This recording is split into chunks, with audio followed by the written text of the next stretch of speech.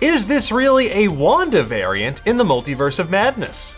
Folks, if you thought that Spider-Man No Way Home inspired the wildest fan theories to date, then buckle up, because the Multiverse of Madness has us in full vibranium-foil hat mode. After diving deep into the trailer to find Easter eggs and try to figure out the identities of the Illuminati, we're now turning our attention to Wanda Maximoff, or should I say, Wanda's Maximoff. One of the most powerful people in the Marvel Cinematic Universe, Wanda has embraced her identity as the Scarlet Witch after the events of WandaVision, and that puts a major target on her back as we head into the Multiverse of Madness. In particular, there's one scene in this trailer that, when coupled with clues from the comics and tie-in toys, could paint a far darker picture of what's really happening in this film. Now we're going to break it down for you in just a moment, and while this is just a theory for the time being, if we're right about this, it could be considered a spoiler. So if you prefer to go into this without being potentially spoiled on anything at all, then leave now before it's too late. Bye, Wanda.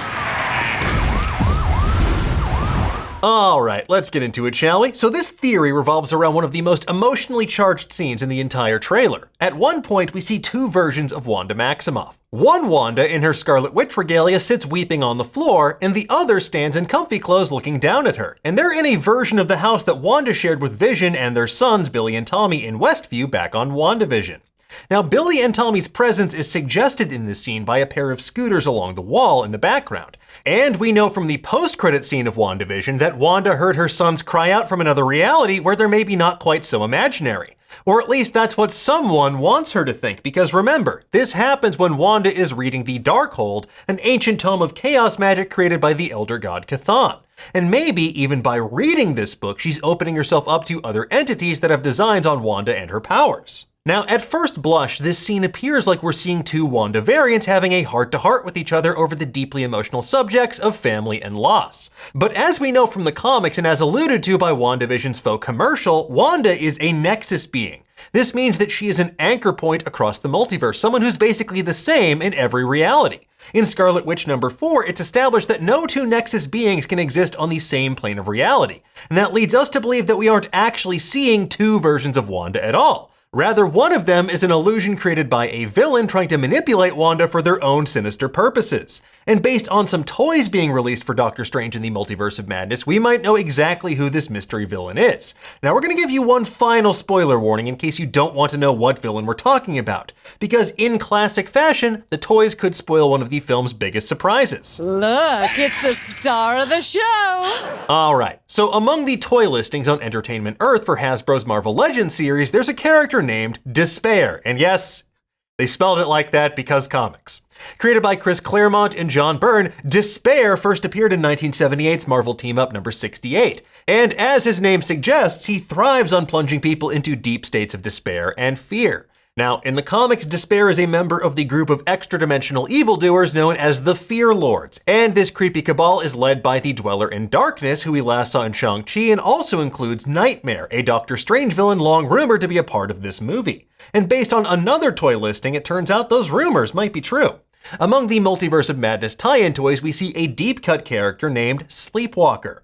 Created by Bob Budiansky and Brett Blevins in 1991, Sleepwalker was basically a guardian that policed the world of dreams. He fought off evil entities that sought to disrupt our precious REM cycles. And one of Sleepwalker's deadliest enemies? That's right, it's Nightmare, one of the aforementioned Fear Lords and a longtime foe of Doctor Strange who tortures sleeping people and feeds off their fear.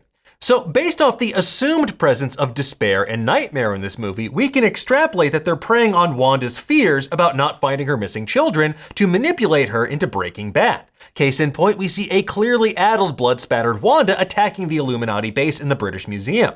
As we zoom into Wanda's eyes, we see the reflection of America Chavez, which gives the sense that she is Wanda's real target. So why would Wanda try to break America Chavez out of her Illuminati prison cell? Well, sadly not out of the goodness of her heart. As you may know, America's powers let her create star-shaped portals to different realities in the multiverse. In the trailer, we also saw America being held captive by a terrifying creature at the nexus of all realities, a center point of the multiverse. And this being is essentially using America as an engine to create portals to whatever universe they want to go to. Now, initially we theorized this could be Lord Chaos, the living embodiment of chaos in the Marvel Universe, and others speculated this could be the godlike demon Cyttorak who gives Juggernaut his powers.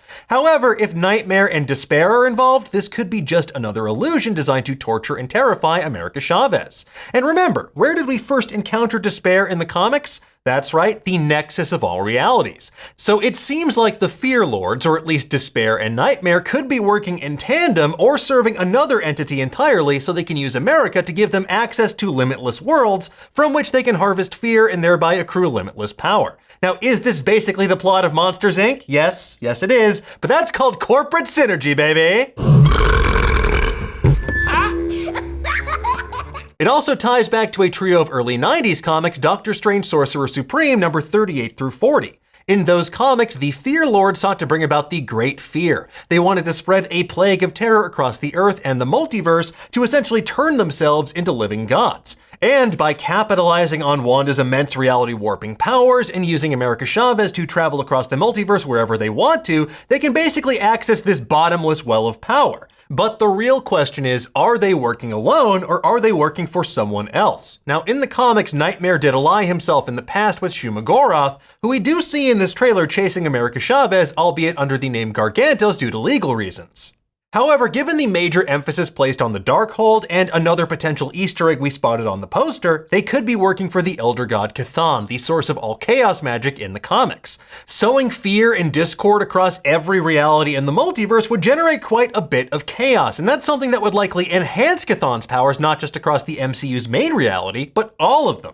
So who can stop such an alliance of evil? Well, based on the Sleepwalker toy, we're likely going to see that Dream Cop make an appearance to help Doctor Strange and company. And while we'll likely see Wong, the Minotaur Rintrah, and other sorcerers of Kamar-Taj pitch in, there's also a slim chance we could see another familiar face from the comics. In order to stop the Fear Lords in the comics, Doctor Strange and his allies needed not just a man without fear, but the man without fear, Daredevil. Now, after making his triumphant return to the MCU as Peter Parker's lawyer, Charlie Cox is back in the fold as Matt Murdock. And while we've seen him be a really good lawyer in that movie, we know that he's set to appear in other projects as well. Speaking with Radio Times, Charlie Cox confirmed that Daredevil is set to return to the MCU in future projects. And while She-Hulk and Echo seem like the most obvious ways to integrate Charlie Cox's Matt Murdock, maybe, just maybe, we could see Old Hornhead make an appearance in the Multiverse of Madness as well. Of course, for now, all we have to go on are theories, toys, and far too much time to pore over old comic books. Endless looped time. Now, with that said, you'd better believe we're going to keep overthinking this until Doctor Strange in the Multiverse of Madness hits theaters on May 6th, but I gotta say, I think we might be onto something here. I don't understand what's happening. Now, with that said, tell us, what do you think? Do you agree with this theory? Who do you think is the big bad of this movie, and why? Maximoff was never gonna negotiate with us. We take her out, this whole nightmare ends. Let us know in the comments below, and for the latest and greatest in the world of pop culture, stay tuned to Nerdist.com.